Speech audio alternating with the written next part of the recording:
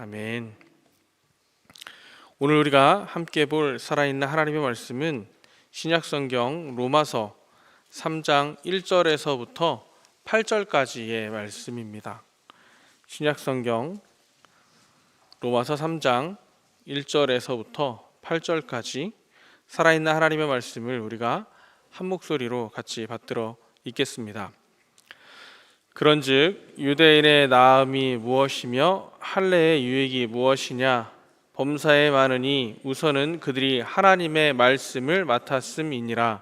어떤 자들이 믿지 아니하였으면 어찌하리요? 그 믿지 아니함이 하나님의 믿부심을 패하겠느냐? 그럴 수 없느니라. 사람은 다 거짓되되 오직 하나님은 참되시다 할지어다. 기록된 바 주께서 주의 말씀에 의롭다함을 얻으시고 판단하실 때에 이기려 하심이라 함과 같으니라. 그러나 우리 불의가 하나님의 의를 드러나게 하면 무슨 말 하리요? 내가 사람의 말하는 대로 말하노니 진노를 내리시는 하나님이 불의하시냐?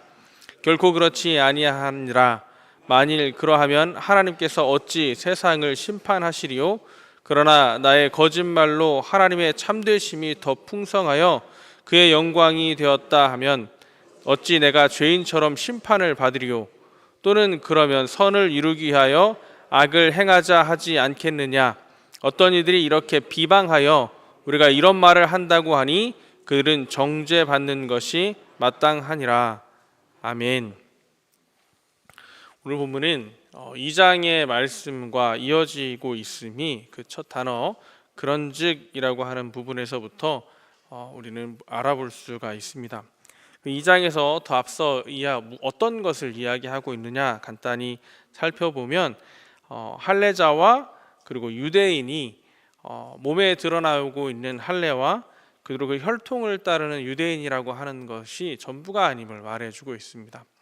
무할례자이지만 할례 받은 사람처럼 율법을 행한다면, 유대인이 아니지만 유대인과 같이 율법을 행한다면 할례자처럼 행하지 않는 사람에게 당신이 할례자이냐라고 반문할 수 있고, 당신이 어떻게 유대인이냐라고 반문할 수 있다라고 이야기하고 있습니다. 그러면서 유대인이 또 할례인은 표면적 할례와 표면적 유대인이 할례자이고 유대인이 아니고 이면적, 정말로 그 마음의 할례를 받고 그 마음이 율법 가운데 온전히 바로 서 있어야 온전한 유대인이다라고 이야기해주고 있습니다. 그러면서 유대인이라고 해서 모두가 다 선한 사람이거나 의인이 아니고 할례 받은 사람이라 그래서 의인된 것이 아니라 온전히 율법 안에 있어야 된다라고 이야기하며 유대인도 할례자도 똑같이 죄인임을 이야기합니다. 그런데 3장 1절에서 그런즉이라고 이야기하면서 유대인의 나음이 무엇이며 할례의 유익이 무엇이냐라고 다시 한번 자신의 동족인 유대인들을 향해서 그럼에도 불구하고 유대인이고 할례인이기 때문에 할례 받은 그 할례자들이기 때문에 유익한 것 또한 있음을 이야기해 주려 하고 있는 것 같습니다. 그러면서 그들에게 이야기하고 있는 것 중에 하나가 하나님의 말씀을 맡았다라고 이야기해 주고 있습니다. 그런데 하나님의 말씀을 알고 있다라고 이야기하거나 하나님의 말씀이 그들로부터다라고 이야기하고 있는 것이 아니고 하나님의 말씀을 맡았다라고 하는 표현으로 지금 바울은 유대인이 또 할례자에게 유익이 이것 하나님의 말씀이 있는 것이다라고 이야기해 주고 있습니다. 자, 유대인들이 할례자들이 말씀을 알고 있다, 또 말씀이 그들에게서부터 시작되었다가 아니고 말씀을 맡았다라고 할 때는 무엇이 혹시 느껴지시나요? 그 말씀을 가지고 있는 유대인들, 할례인들이 가지고 있는 책임과 의무가 거기에 포함되어 있는 것처럼 표현되고 있습니다. 무엇을 맡았다라고 할 때의 의미가 어떤 것인가요? 내가 그것을 맡고 있다라고 하는 것은 누군가가 그에게 전달해 줘서 내가 잠시 맡고 있다라고 하는 의미로 들릴 때가 있습니다. 그러면 그것을 잘 지켜야 할 의무가 있는 것입니다. 말씀을 잘 지켜야 할 의무가 있다는 것은 무엇일까요? 하나님의 말씀을 잘 지키고 하나님께서 주신 그 말씀대로 살아가야 한다는 뜻입니다. 그런데 하나님께서 유대인을 세우실 때 율법을 주실 때에 출애굽기에서 분명히 이야기하고 있는 것 중에 하나가 있습니다. 너희를 제사장 나라로 삼으신다라고 하셨습니다.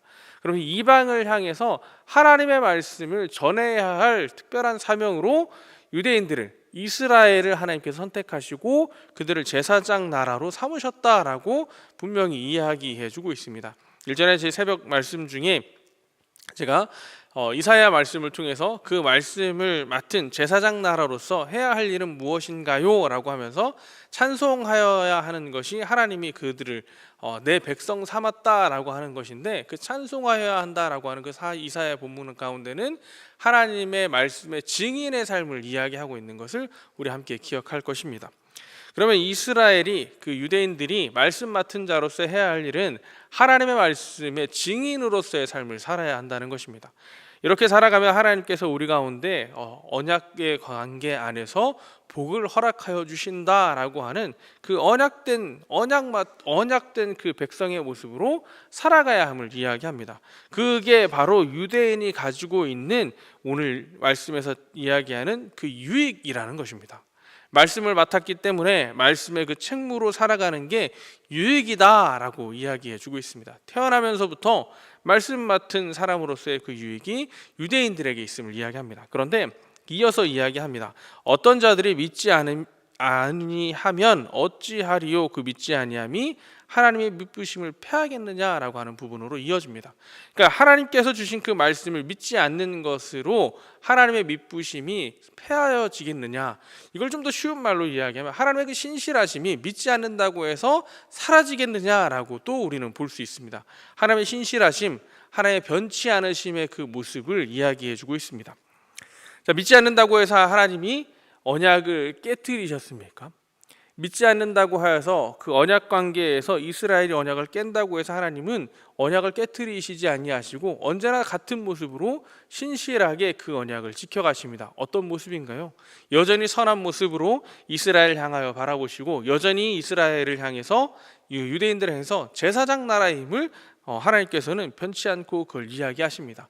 벌하시긴 하지만 그들의 그 존재, 그들과 하나님의 그 관계를 깨뜨리시진 않으시는 게 하나님의 모습이기도 하였습니다. 하나님은 불신하는 그들을 향해서도 신실하게 변하지 않는 모습을 보여주십니다.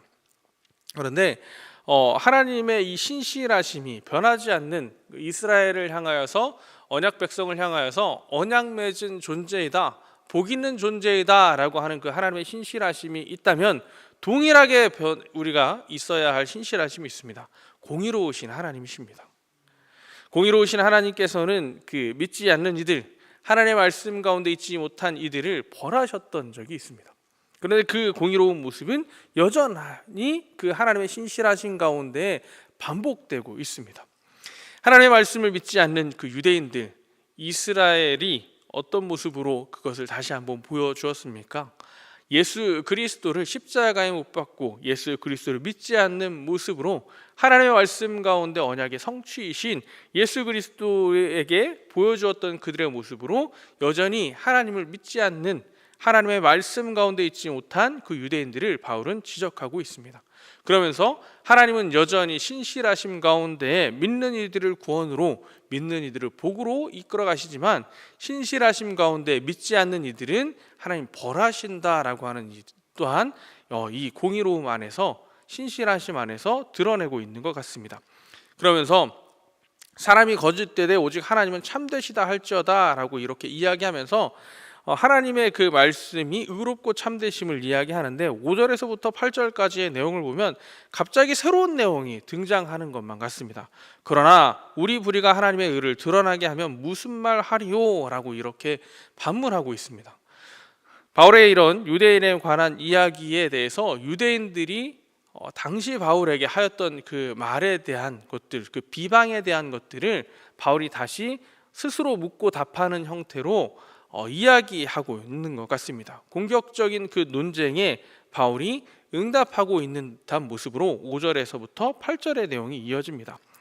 내가 사람의 말하는 대로 말하노니 라고 이야기하면서 당시 그 시대에 그 사람들이 가지고 있는 어법, 그 말의 형태로 그들이 바울을 공격하고 있는 그 논리적인 수사학적 그 방법으로 바울이 스스로를 지금 변호하고 있는 것 같다 생각이 됩니다.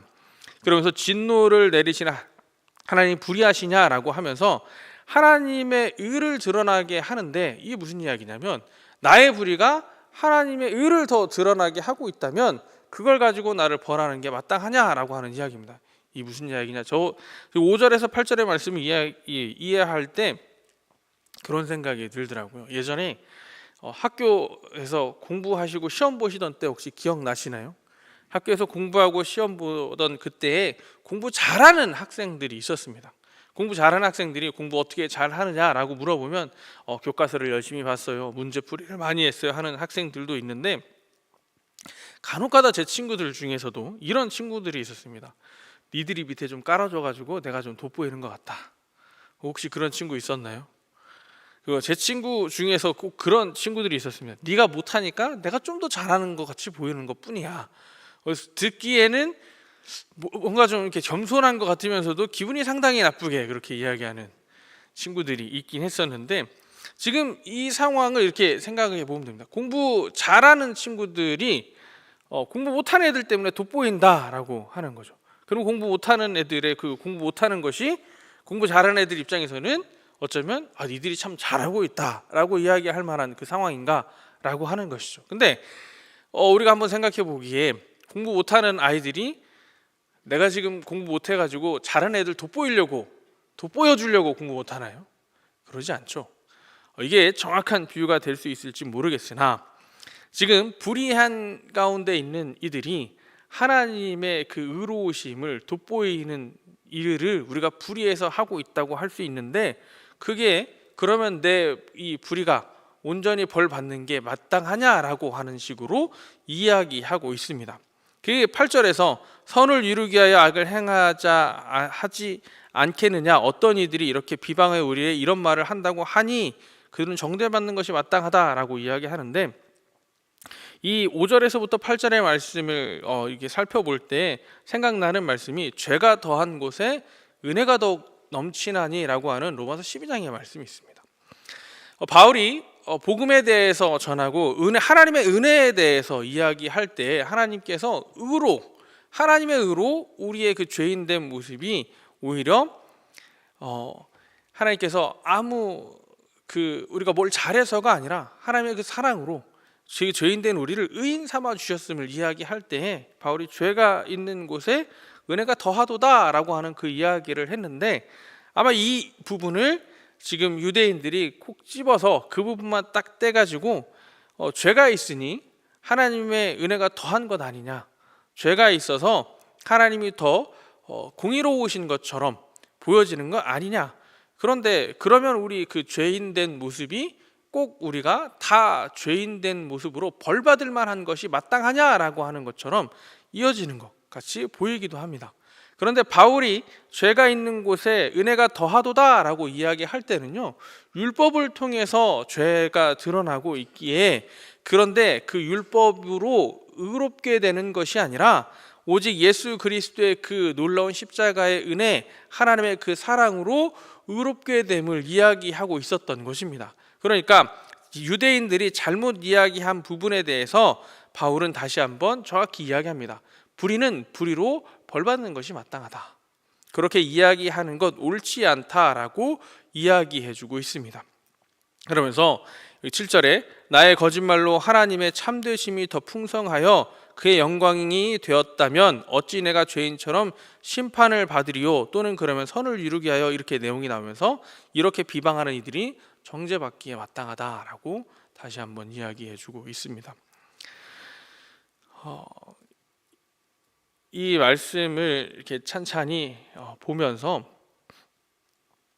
유대인들에게 바울이 하였던 이 이야기들, 말씀 맡은 자들로서 하나님의 말씀을 맡은 것을 잘 실천하는 게 얼마나 중요한지, 또 말씀을 실천하지 않는 그들에게 여전히 공의로우신 하나님의 모습을 풀어내는 그 바울의 모습을 보면서 정말 말씀 맡은 것에 대해서 말하는 것이 무엇인가, 3절에 어떤 믿지 않는 자들에 대해서 이야기하는데, 그 믿지 아니함, 하나님의 미쁘심에 대해서 이 반대로 이야기하는 이 부분이 어떤 뜻인지를 다시 한번 생각해 보게 되었습니다. 그러면서 우연찮게 그 원어를, 믿지 않는 것에 대한 원어를 찾아보게 되는데 아피스테오라고 하는 단어를 쓰고 있었습니다. 제가 아피스테오라는 단어를 정확히 알지 못해서 다시 한번 원어 사전을 이렇게 살펴보았더니 아피스테오가 성실하지 못함을 함께 뜻하는 단어로 표현되고 있었습니다. 믿지 않는 것은 성실하지 않는 모습까지를 포함하고 있는 것임을 살펴보면서 말씀을 맡은 사람으로 말씀을 믿고 말씀을 실행해야 하는 그 부분에서 성실하지 않는다는 게 어떤 것인가를 생각해 보면서, 그렇다면 말씀을 믿고 말씀을 맡은 사람으로 말씀을 실천하는 사람으로 성실한 모습을 한번 또 떠올려 보게 되었습니다. 성도로서 말씀을 맡은 이 유대인의 유익을 우리는 생각할 때 그 말씀을 맡았다라고 하는 것이 세상 속에 그리스도인으로 살아가는 우리의 모습을 우리는 이제 더 쉽게 떠올려 볼 수가 있습니다. 우리는 성경을 통해서 또 선포되어지는 말씀을 통해서 하나님의 말씀을 맡은 사람으로 이 세상 속에 살아가고 있습니다. 유대인들, 혈통적인 유대인이나 육신의 할례자가 할례인이 아닌 것처럼 하나님의 말씀을 맡은 사람, 흔히들 모태신앙이라고 말하는 사람이 태어나면서부터 하나님의 말씀 맡은 가정 가운데서 우리는 자라나고 있고요. 하나님 앞에 믿음을 고백하는 순간 우리가 그 말씀 안에 온전히 살아가고자 노력해야 할 말씀 맡은 자들의 모습으로 우리는 살아가야만 합니다. 그럼 믿지 않는 자의 모습, 말씀 안에 성실하지 않는 자의 모습은 무엇일까라는 생각에 말씀을 증거하지 않는 사람의 모습을 떠올려 보게 되었습니다. 녹초가 될 때까지 말씀을 전하는 그것을 생각하면서 말씀을 정말 성실히 실행하는 그 모습이 녹초가 될 때까지 말씀을 전하는 모습일 수 있겠다라고 하는 생각과 함께 그 모습이 누군가의 특정한 모습은 아니겠다라고 하는 생각이 동일하게 들기도 하였습니다. 말씀 맡은 자로서 그 말씀 맡은 자로 말씀의 증인으로 살아가는 그 모습이 최선을 다하여서 성실히 살아가는 그 모습이 누군가의 모습이 아니고 나의 모습이 되어야만 하는 것입니다. 오늘 이 자리 가운데 함께하는 저희가 모두 말씀을 맡은 사람입니다. 말씀을 눈으로 보고 읽기도 하고요, 말씀을 귀로 듣기도 합니다. 그런데 그 말씀 맡은 자로서 우리가 말씀을 성실히 증인으로서의 삶을 살아가고 있습니까? 성실히 증인으로서의 삶을 살아가고 있는가라고 하는 그 질문에 자신 있게 대답하지 못하는 저 자신을 또 발견해 보기도 하였습니다. 전도하는 일에 내가 얼마나 많은 시간을 투자하고 있고 많은 실천을 하고 있는가라고 생각해 보니 일주일에 목요 전도하는 게 거의 대부분이고요.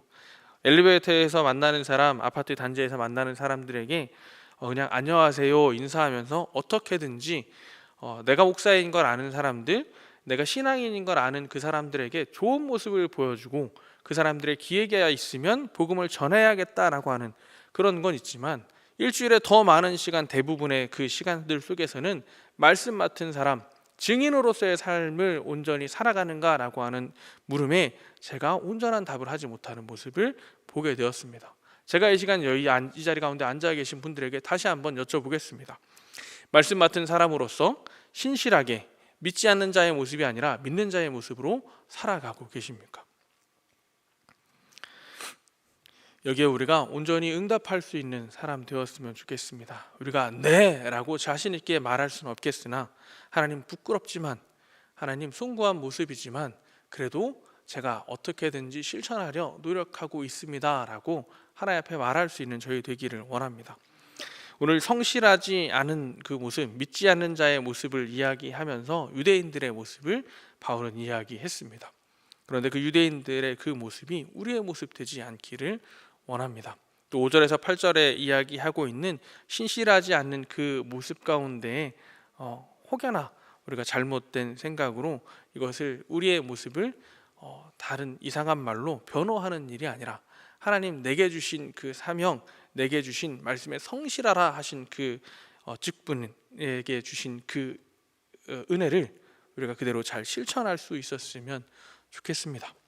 그래 오늘 하루가 하나님의 말씀을 실행에 옮기고 나는 이러이러한 이유 때문에 하나님의 말씀에 성실하지 못했으나 그런데 그게 합당하다라고 말하는 것이 아니라 여전히 성실하지 못한 모습에 하나님 앞에 죄송한 마음으로 오늘 다시 하나님의 말씀의 증인으로 살아갈 수 있는 하나님의 성령의 은혜가 충만한 성령의 도우심을 경험하는 그런 하루 되시기를 모두 축복드립니다.